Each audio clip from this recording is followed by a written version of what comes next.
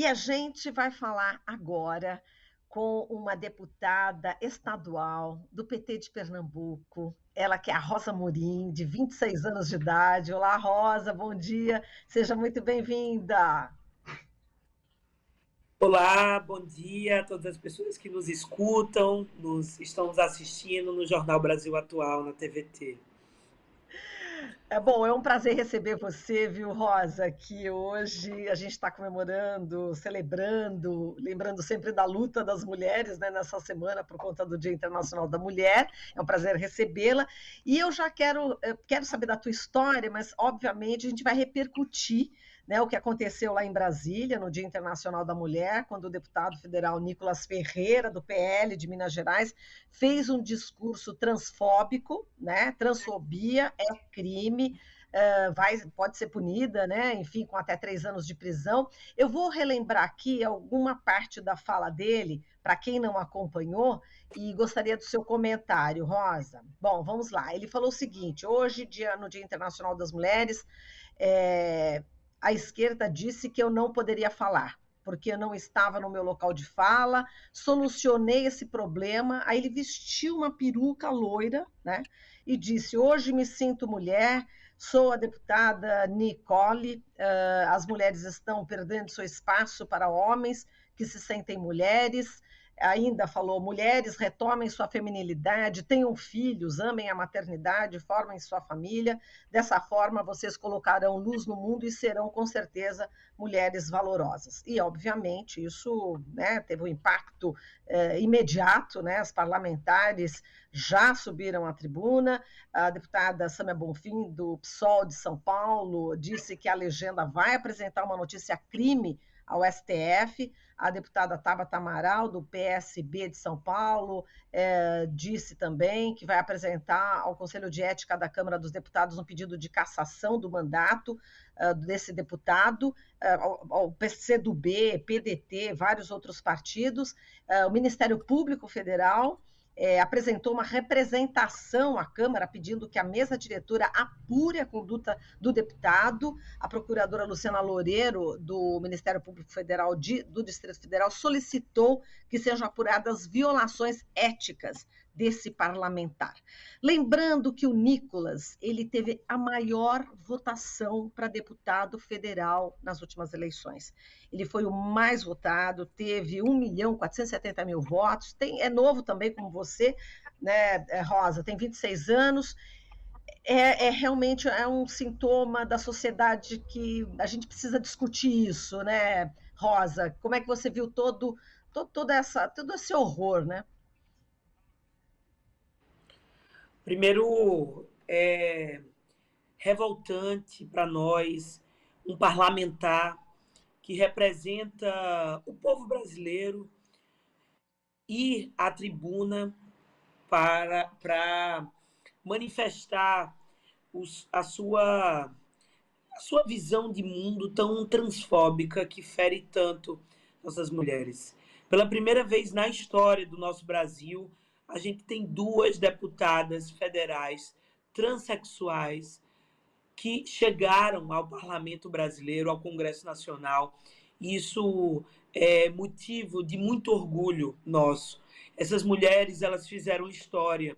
Érica Hilton, Duda Salabert, e demonstram que essas mulheres existem. O Brasil é o país que mais mata mulheres transexuais e travestis no mundo. Eu falo de Pernambuco. Eu venho do estado mais perigoso para as mulheres trans e travestis no nosso país. Essas mulheres são assassinadas, são mortas todos os dias de forma violenta pelo fato de serem trans, travestis, e são muitas as dores sofridas, mulheres muitas vezes que não conseguem chegar até os 30 anos pela falta de perspectiva de vida, porque a sociedade exclui. Então, a representação das nossas deputadas federais no Congresso Nacional é muito importante, porque demarca uma outra face da nossa história, dizendo: mulheres trans, vocês existem, vocês vão ter espaço na sociedade. Então, é inadmissível o deputado Nicolas fazer esse pronunciamento e, mais do que tudo, a justiça precisa bater na porta, ele precisa ser condenado pelo seu ato imoral. Agora, Rosa, vamos falar um pouco exatamente do fato, né, dele ser o parlamentar mais votado do Brasil, né? E a gente tem, por outro lado, você praticamente com a mesma idade, mas com outra trajetória, você que cresceu aí nas fileiras do movimento dos trabalhadores e trabalhadoras rurais sem terra. A gente precisa caminhar muito para a gente não eleger, né, um parlamentar, né, desse tipo.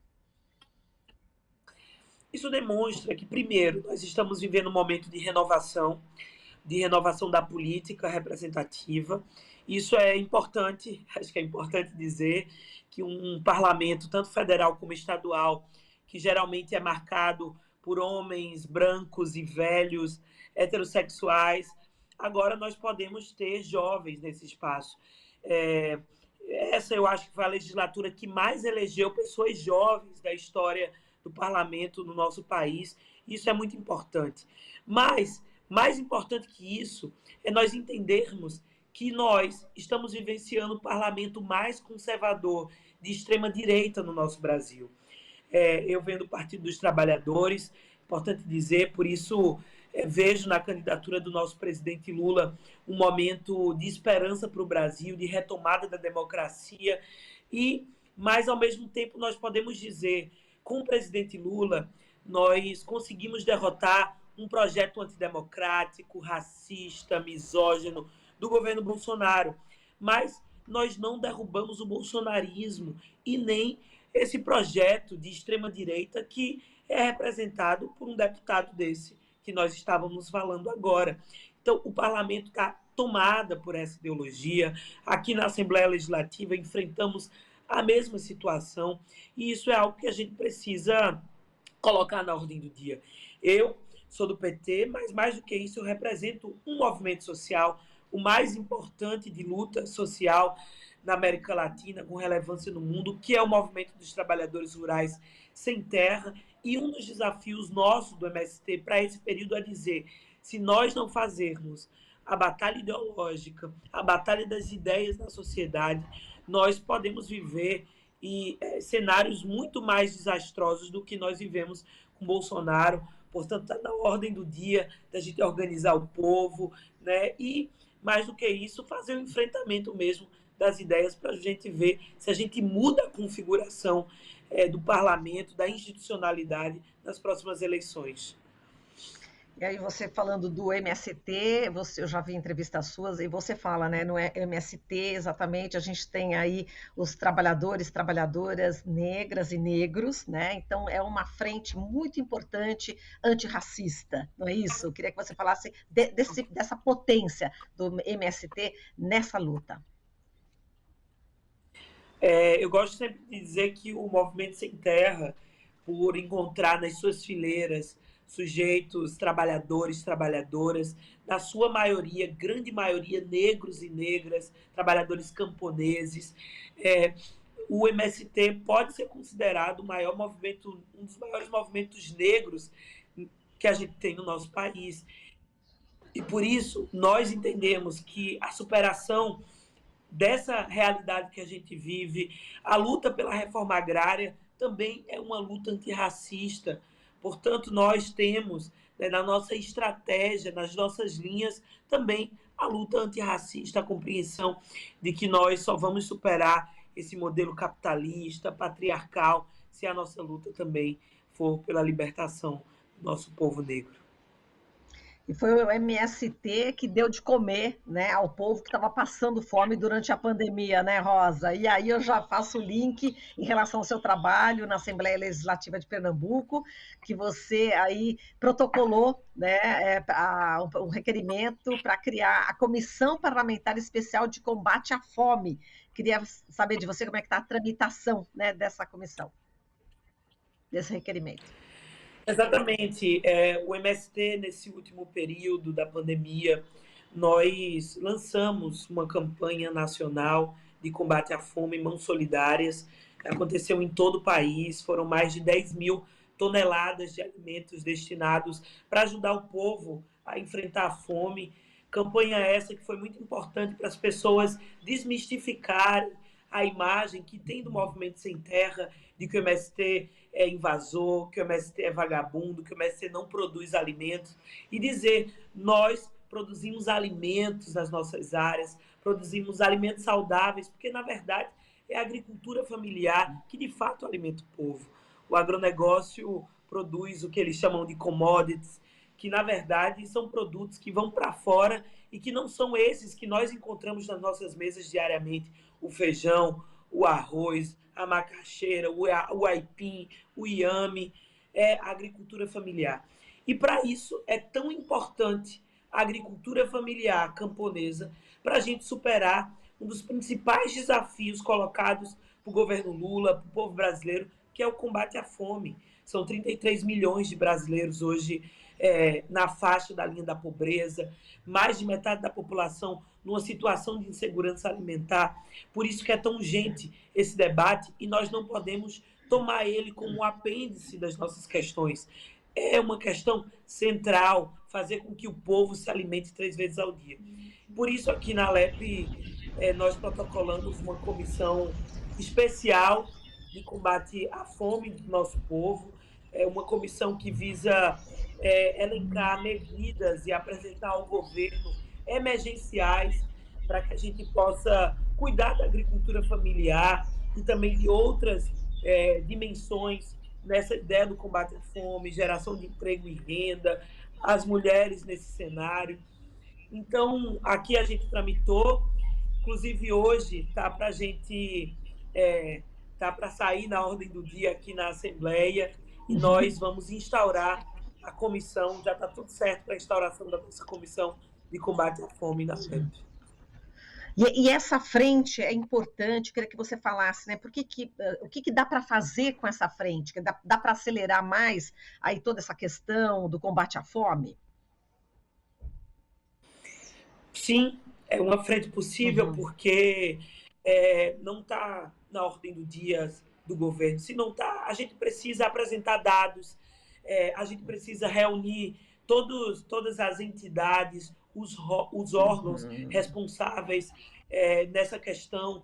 Então, uma das nossas primeiras ações da nossa Comissão de Combate à Fome é reunir todos os órgãos responsáveis para a gente poder escutá-los, apresentar medidas, e mais do que isso, né, a gente não pode, enquanto Assembleia Legislativa, resolver a questão, mas é do nosso dever apresentar para o governo do Estado as medidas necessárias, ações, por exemplo. Aqui a gente já quer ser uma primeira ação também da nossa comissão, instaurar no estado de Pernambuco a primeira merenda na escola de nível básico, que a criança chega, muitas vezes as crianças da rede pública vão na escola por conta da merenda, e nessa situação de agravamento da fome, isso é gravíssimo. Então, esperar até as 10 horas da manhã, a gente vai ter crianças que não se alimentaram para poder estar com a cabeça tranquila para estudar. Então, uma das primeiras medidas é que a criança, através do PENAE, do Programa de Abastecimento Escolar, consiga receber às 7 horas da manhã, quando ela chega, uma barra de cereal, né, uma fruta, e consiga. Então, são várias medidas que nós estamos reunindo através da comissão, vamos reunir para poder fazer as políticas públicas nesse lugar.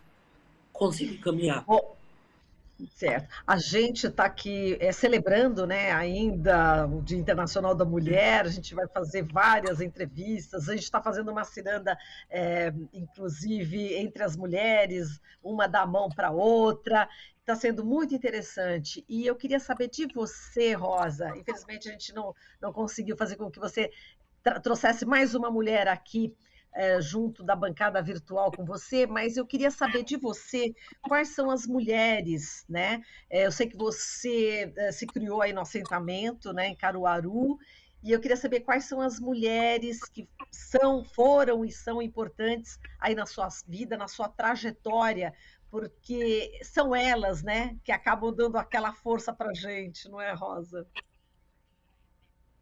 Importante. Eu gosto sempre de dizer que para eu estar aqui, muitas mulheres vieram antes. Muitas mulheres vieram antes, e é muito mais importante que a gente relembre o nosso legado, a nossa história. Dandaras, negras eferinas. Aqui no estado de Pernambuco nós temos alguns exemplos da luta pela terra, inclusive mulheres que foram tombadas pelo feminicídio, pelo único fato de serem mulheres, mas eram lutadoras muito importantes, como Margarida Alves, é, que nós, inclusive, vamos ter a marcha, né, das Margaridas esse ano. Luísa Ferreira, que deu nome ao nosso acampamento das Mulheres Sem Terra esse ano na nossa jornada de luta. E das mulheres também.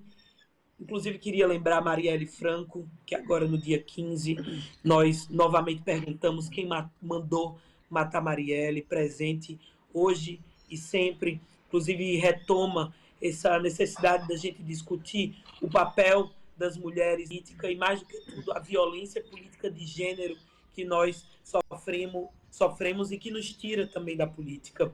E das mulheres de hoje, né, das mulheres de hoje.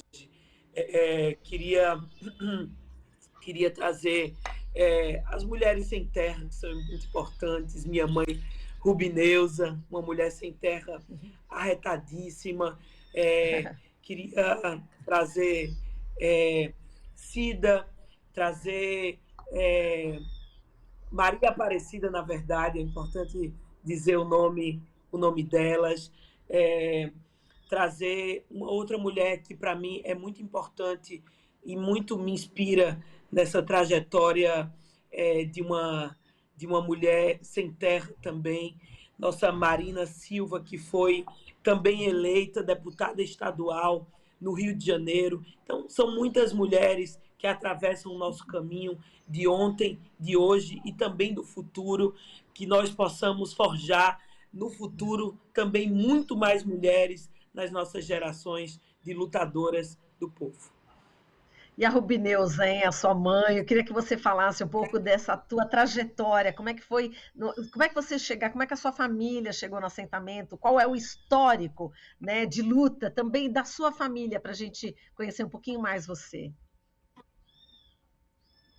Eu sou filha de assentados da Reforma Agrária, meus pais são militantes históricos do MST, meu pai fez parte da fundação do Movimento Sem Terra no Sul e vem com um dos primeiros grupos com a responsabilidade, com a tarefa de desbravar o MST no Nordeste. Minha mãe já era militante das pastorais eclesiais de base no extremo sul da Bahia, participou das primeiras ocupações do MST na Bahia. Eles se conhecem lá e vão com essa tarefa de ir fundando o MST nos estados do Nordeste até fincar a bandeira no estado de Pernambuco, lá onde eu nasci, sou do interior, né, da cidade de Caruaru, e sou filha de uma das lutas mais simbólicas do MST aqui no estado, que é a conquista do assentamento Normandia, onde minha família é assentada, onde se encontra também o nosso centro de formação Paulo Freire, um espaço muito encantador,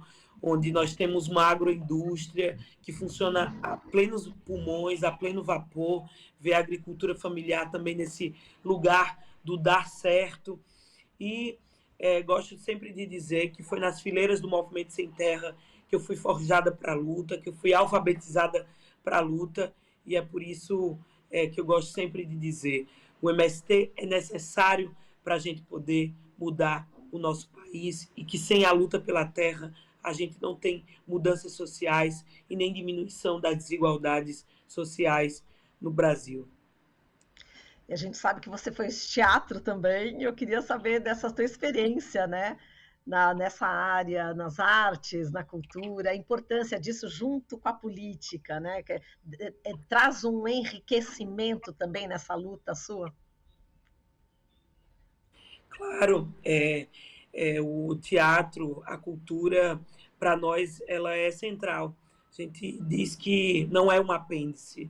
A cultura ela é vital no Movimento Sem Terra, e por isso que a gente é tão estimulado. O MST, para quem não sabe, sempre antes de começar qualquer espaço político, qualquer encontro, nós sempre utilizamos da poesia, da música, do teatro, das artes visuais.